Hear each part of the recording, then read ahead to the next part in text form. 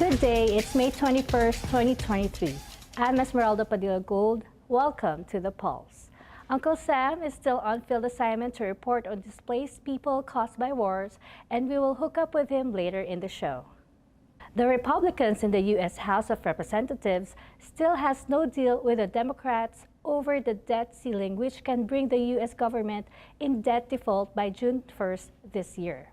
Speaker Kevin McCarthy, a Republican from California, who this week had a one-on-one sit-down with President Joe Biden in the White House, but both sides of the aisle in the House are not confident.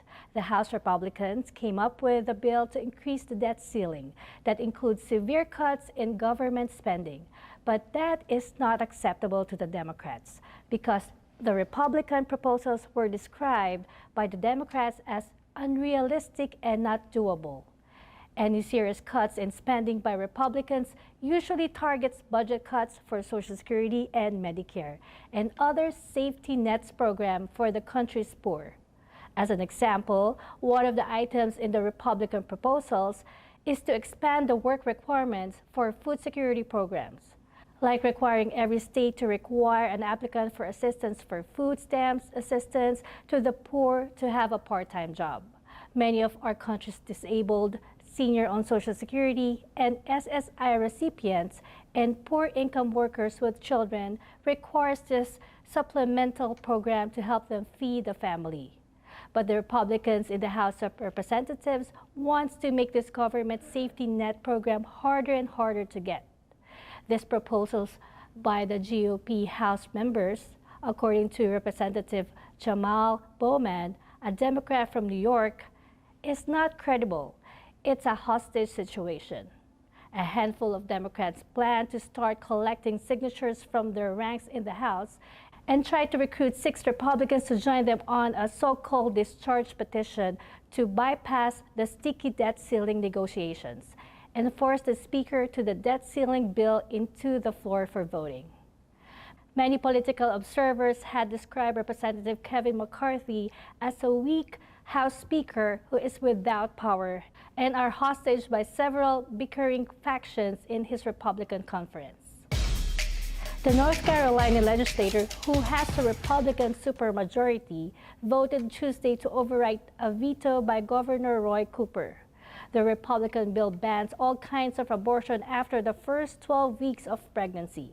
State Senator Vicky Sawyer, a Republican, described it as a compromise bill. It has provisions for exceptions for rape and incest and serious fetal abnormality. She also said, addressing the legislature, that this is mainstream and common sense approach to a very difficult topic. The Republican action to override the veto of Governor Cooper was a considerable loss for the Democrats. The governor traveled last week to various assembly districts in the state, hoping to convince a handful of moderate Republicans to oppose the override. He was hoping at least one Republican would oppose the override, but none did. Shortly after the override vote, Governor Cooper made a statement saying those lawmakers broke their promise to protect women's reproductive freedom. He also said that strong majorities of North Carolinians don't want right-wing politicians in the exam room with women and their doctors. Abortion rights advocates promised to hold Republican lawmakers in the state accountable for the legislation at the ballot box in 2024 and to ensure a Democrat will replace Governor Cooper, whose term is ending in 2024. Governor Cooper is a Democrat. We are going to a commercial break. Please stay with us.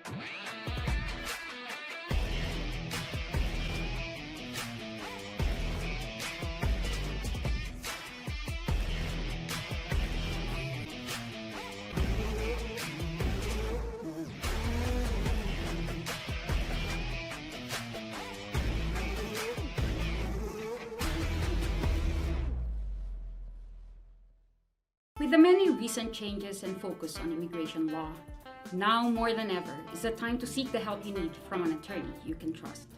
As an immigrant myself, I know the many difficulties and hardships involved in immigrating to this great country. With more than 10 years of experience in handling immigration cases, our firm can provide the necessary answers and solutions to your needs. Call Calderon Law today so we can work together to help you get the peace of mind you and your loved ones deserve.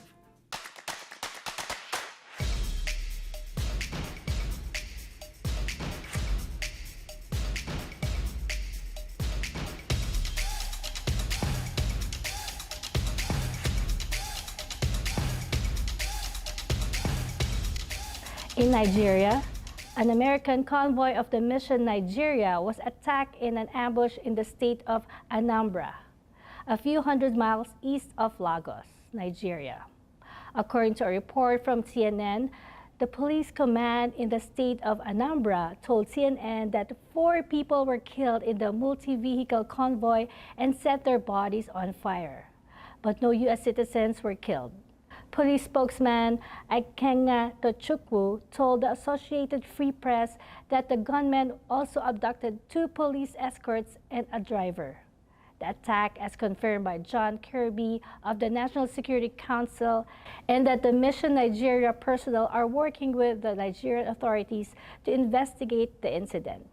According to State Department Secretary Anthony Blinken, the convoy was carrying 5 employees of the U.S. Mission Nigeria and 4 members of the Nigerian police force. They were traveling in advance of a planned visit by the U.S. Mission personnel to a U.S.-funded flood response project in Anambra State. We condemn in the strongest terms this attack. We will work closely with our Nigerian law enforcement colleagues in seeking to bring those responsible to justice, said Secretary Blinken. He also expressed condolences to the families of the victims of the attack and pledged to do everything to safely recover those who remain missing. No one has claimed responsibility yet for the attack, but the Nigerian government has blamed recent violence in that region of the country to indigenous people of Biafra, a separatist group whose leader was charged with treason and was arrested abroad and extradited back to Nigeria. In the Philippines, agents of the National Bureau of Investigations led by Medardo de Lemos filed multiple murder charges at the Department of Justice against suspended Congressman Arnolfo Teves, who is still out of the country. The charges was filed by the NBI to a special panel of prosecutors handling the investigations into the bloodiest political killing in the province's history. In a report in the newspaper Philippine Star, Secretary of Justice Crispin Remulla has reiterated that the charges are non-bailable. Remulla explained that although already 10 suspects had been arrested and charged with murder, as there were numerous gunmen, many of them had pointed out to Teves as the mastermind, and that the most recent filing by the NBI pertains only to Congressman Teves.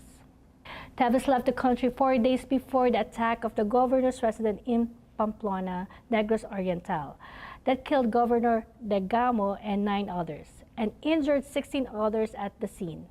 The incident, now dubbed as the Pamplona Massacre, stemmed from the intense political rivalry and may have something to do with illegal gambling known as e-sabong, online cockfighting betting, that the congressman was involved in, and Degamo was trying to clamp down in the province. The fugitive congressman has not yet returned to the country and is believed to still be in East Timor. East Timor has already denied the application for asylum of the congressman. On Wednesday this week, the U.S. Supreme Court refused to temporarily block the law in Illinois that bans the sale of assault weapons. The High Court denied the petition for injunction against the ban, but did not disclose how the justices voted, nor did it give a reason for the decision to deny the petition. A gun store in Naperville, Illinois, joined the National Association for Gun Rights in challenging a local ordinance that blocks the sale of assault weapons. that listed 26 firearms and other weapons that meet the criteria, which took effect in January.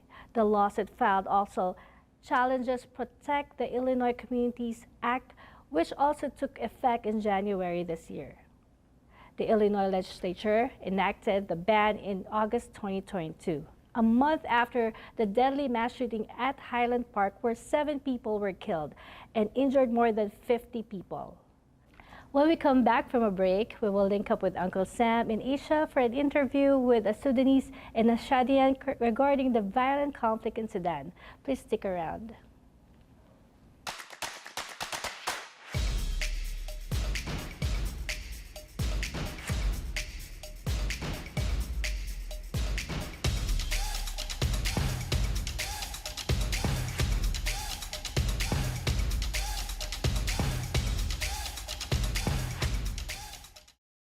Pure Medical Equipment provides top-notch quality medical supply equipment. Whether to rent or buy, Pure Medical Equipment and Supplies has it all. Pure Medical Equipment is committed to serve and give back to Southern Nevada. We deliver medical supplies and rentals to your door.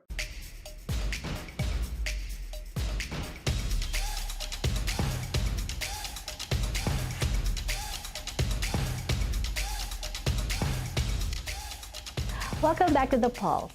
Here's an interview by Uncle Sam with the Sudanese national. Hi, Amy. We're here with Abdul Rahman Abdallah. He's from Sudan, and we're going to ask him a few questions of what's going on in Sudan.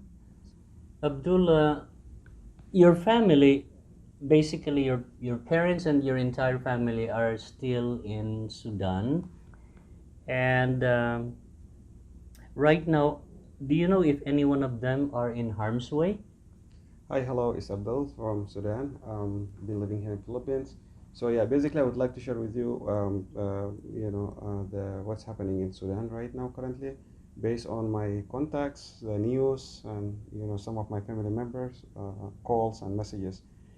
Well, at the meantime, I can't tell you really who is safe, who is not safe, because there is no absolute news on the ground what's happening exactly. We don't have CNN media, we don't have international news channels in the ground because of the risk of what's going on in Sudan between the military and then the paramilitary group. So I hope and I pray everybody to be safe in the country. Last time I talked to my family was like 3 days ago. They were fine. Nobody has been, harmed or hurt. But the risk is still there. They are very close to where the conflict is going on currently, and no one. It doesn't seem like nobody going to step, to stop this war. So hopefully we're calling for no for war in Sudan. Thank you for that. Abdullah, there was a news that and a story leaking out to the foreign media that a hospital in Khartoum was attacked, or what are you hearing about that? Well, yeah, that's absolutely true. Not just one hospital. Actually, hospitals has been destroyed with the equipments, complete equipments, medical settings, patients inside hospitals, innocent citizens being killed by these random bullets and the conflicts. So one of the biggest hospitals being just destroyed or being bombed was yesterday. We call it in Arabic Sharganil Hospital or Nile Eastern Hospital. Has been shot by random bullets. We can't tell either. I guess the military has involved on it, since the military using the military jet, so the devastation is wider and bigger, and a lot of casualties in the hospitals, and I believe nobody at the meantime being treated in those hospitals. The hospital is completely being destroyed. That's the biggest hospital actually in the country, where so many other hospitals have been destroyed as well. I'm sorry to hear that. Abdul, you had just completed your degree in medicine here in the Philippines. what does the future looks like for you when you get back to Sudan? Basically, yeah. My experience, I have studied here in Philippines, my BS pharmacy, my pre-med. Then I added up my medicine degree.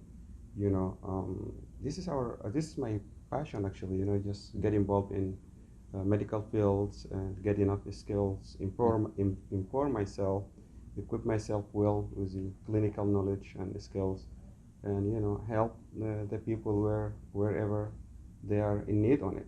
So basically, Africa in general, Sudan especially, they have shortages when it comes to this, and definitely in the future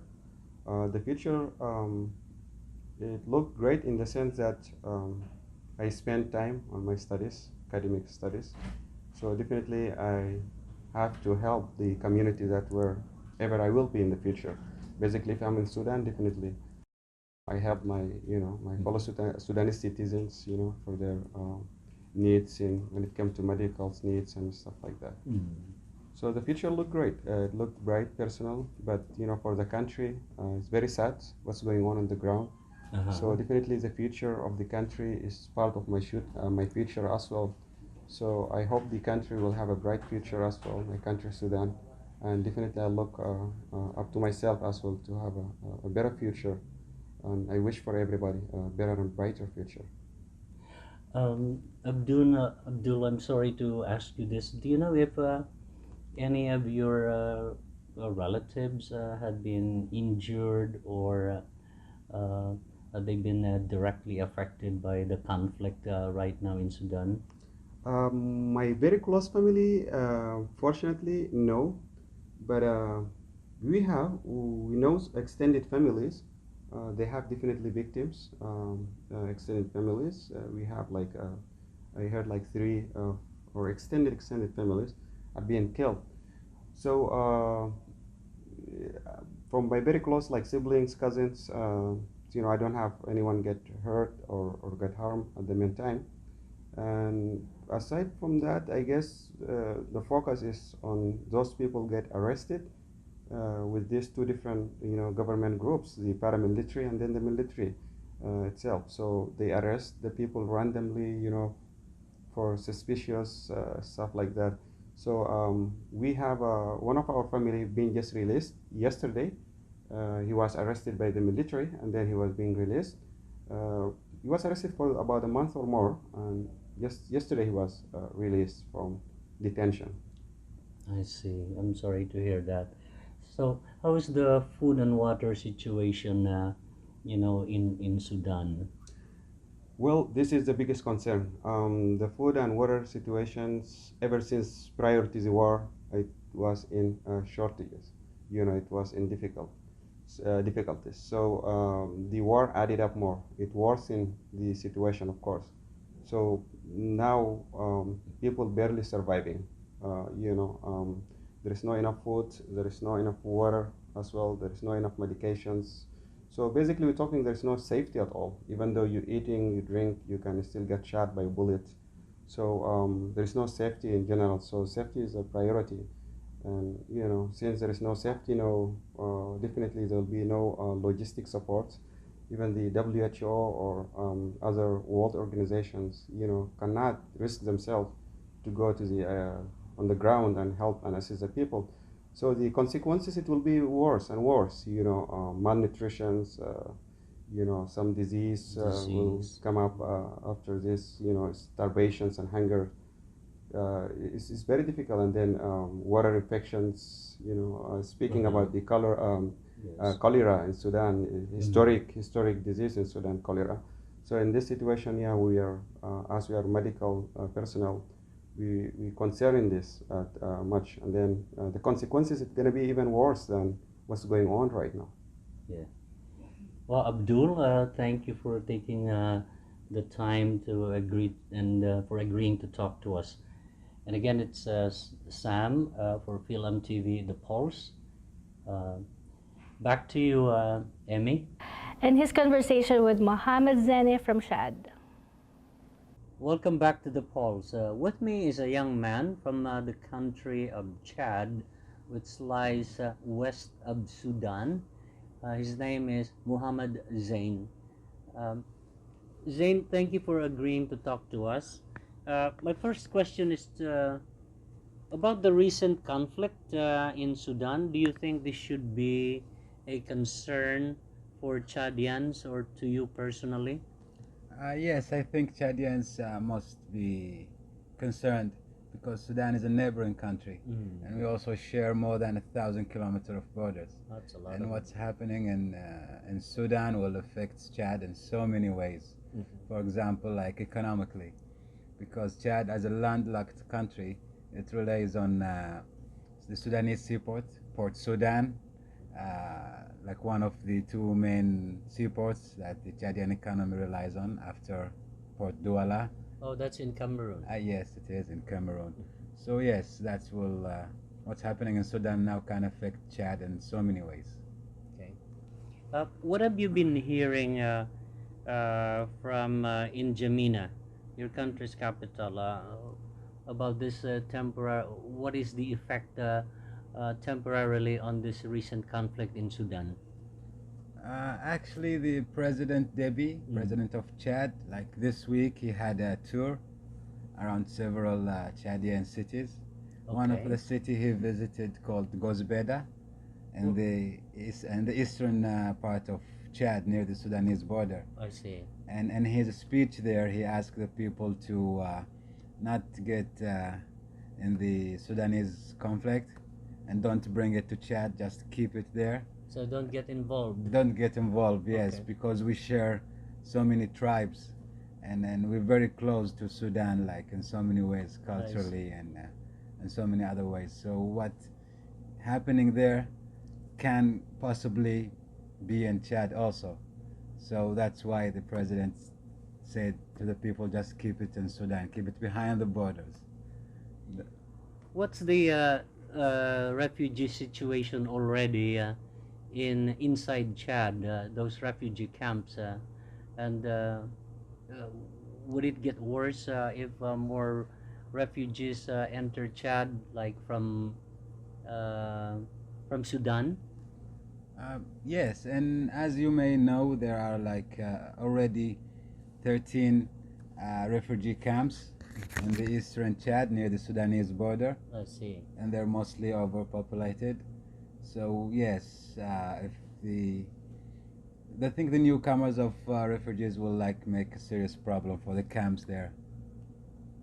I could imagine. Zain, do you have family members or relatives who work for the government or the military? What are you hearing from them over this Sudan conflict? Okay, nothing really about what's happening inside Sudan, but what I know or what I've heard is that the Chadian border are very secured. The army is already securing Nice. all the border between Chad and Sudan, so we Chadians are safe. That's what I know. I see. Did you hear about those military Sudanese personnel in military uniforms? We don't know what unit that was. Was it the regular army or the the rebel or the RSP, the rapid response force of General Degamo? Yeah, Daglo, General Daglo. Dagalo. Yeah, I'm Yes. sorry. Yeah. I think they were Sudanese army soldiers and officers. Yes, they crossed the border because, as you know, the RSP, they already been controlling Darfur even before the conflict, so it was easy for them to take over Darfur, and I think that's when like several hundred, I guess around 300 maybe, Sudanese soldiers like escaped the border and went to Chad, and they were disarmed by the Chadian army in the border. I see. Wasn't General Dagalo was formerly the commander of the Janjaweeds? Yes, he was. He was before. I think in 2006 or 7, no, 13 or 12, when they were, I think by the Sudanese Assembly, when they've been authorized as official You group. mean they got absorbed by the regular army? Yes, by the regime of al-Bashir. But before that, yes, they were just tribal fighters, goes by the name Janjaweed. Okay, right.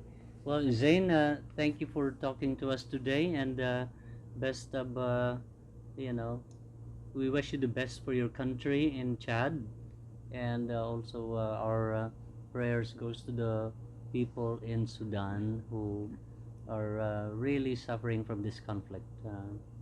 Back to you, Emmy. We are out of time at the Pulse. Thank you for watching. I'm Esmeralda Padilla-Gould. We hope you will join us again next time. God bless your week.